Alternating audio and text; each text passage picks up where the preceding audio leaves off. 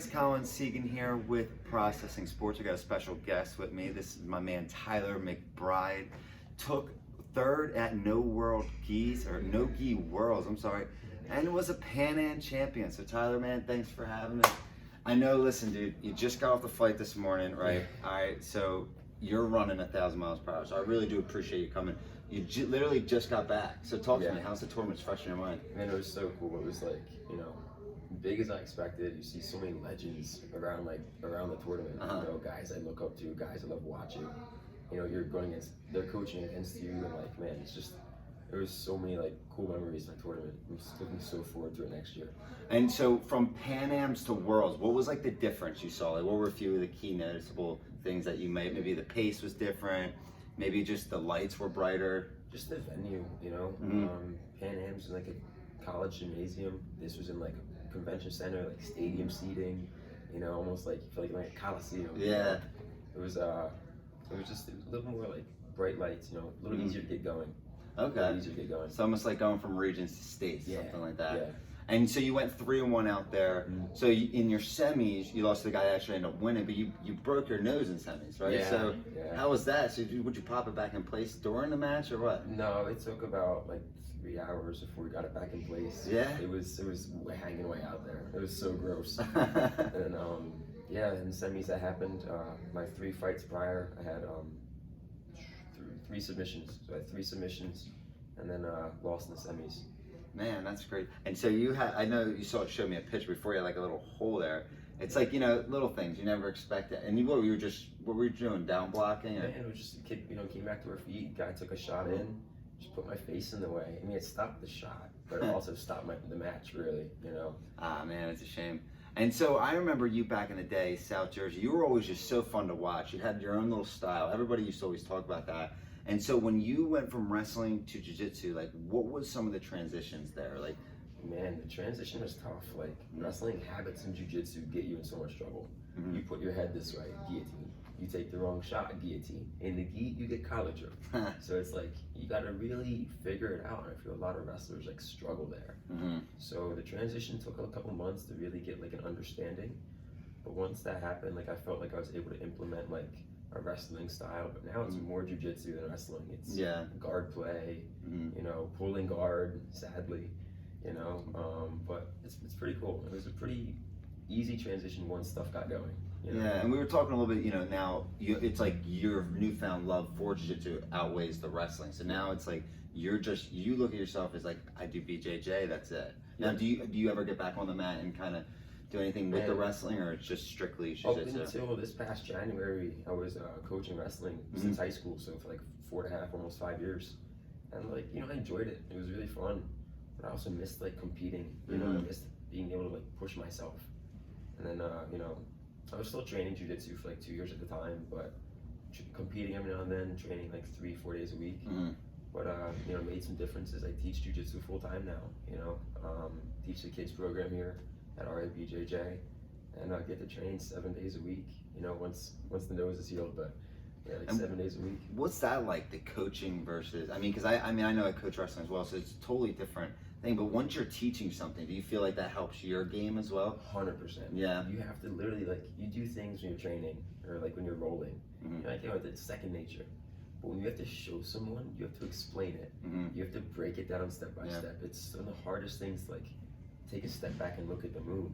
But by doing that, you get 2-3 times as good at that move, because you have to analyze positions, angles, what happens here, what happens there.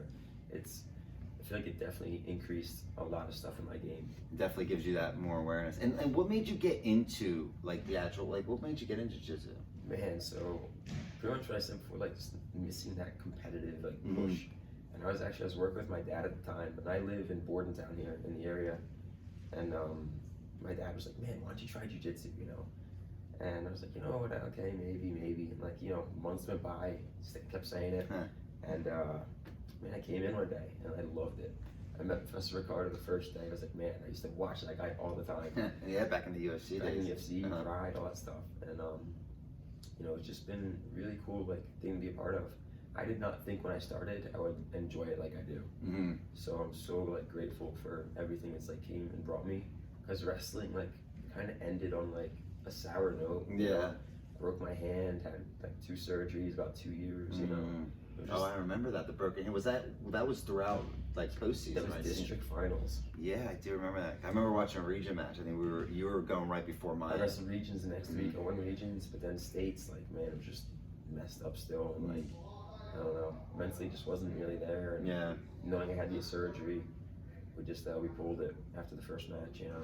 Yeah, and so the hunger from kind of the sour note you left off, got you back in here, and then once, I mean, it must have been second nature for you. As soon as you're kind of back in here, you're like, that little itch to compete again. The itch to compete, man. I've only competed, like, it's crazy. Jiu-jitsu versus wrestling. When you wrestle to compete.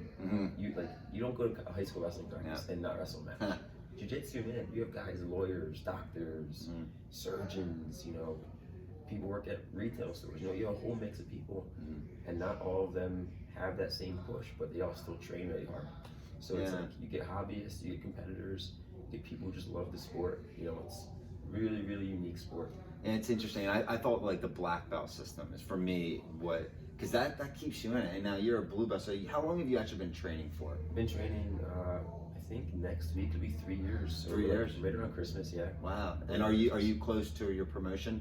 I don't really know. How does that work with like a competition? Like, because my thought on it was like, if you're competing, let's say you won No-Gi Worlds, right? Like that would have to be some sort of credential added on. Man, so like it's a good credential.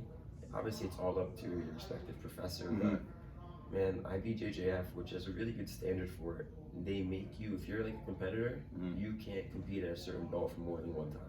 So it keeps it what they call like sandbagging.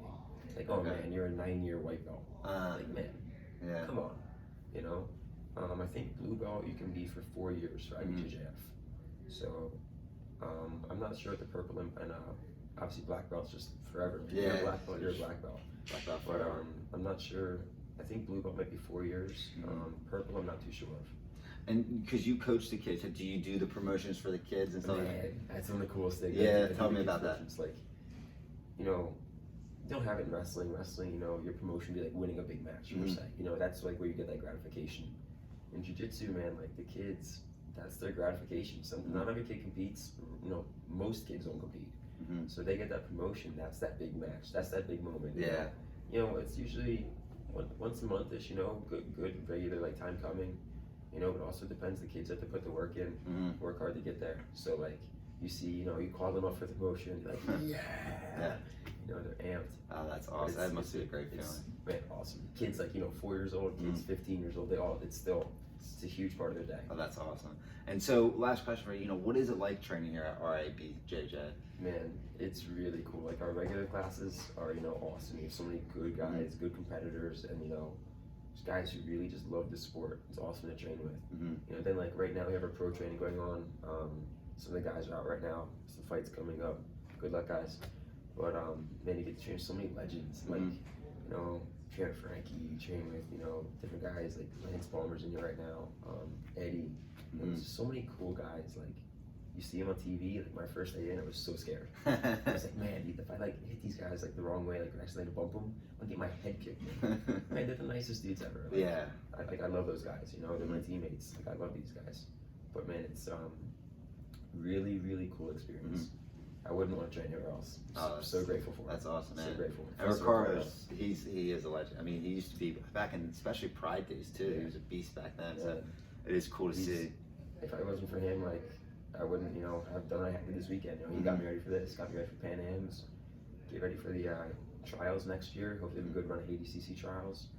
And then, man, I don't want to take a world's bronze medal again. You know, I want to come out gold. It's, you know, whatever happens, happens. You know, you want to control what you can control, but the goal is always to go out there and do good.